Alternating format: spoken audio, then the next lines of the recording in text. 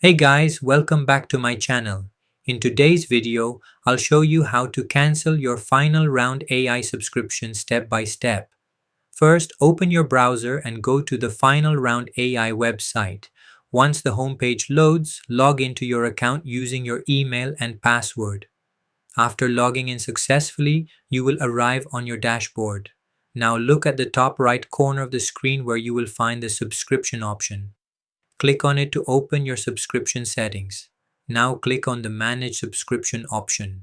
Here, you will be able to see your current active plan and billing details. Final Round AI usually offers different plans such as free, monthly, quarterly, or yearly subscriptions. After opening the subscription management page, scroll down carefully until you find the Cancel Subscription button. Click on it to continue. The platform may ask you to confirm your cancellation request or provide a reason for canceling. Just follow the instructions shown on your screen. Once you confirm the cancellation, your subscription will be cancelled successfully. And that's it. You have now successfully cancelled your Final Round AI subscription. Always make sure to double check your billing status after cancellation to confirm that no future charges will be applied to your account.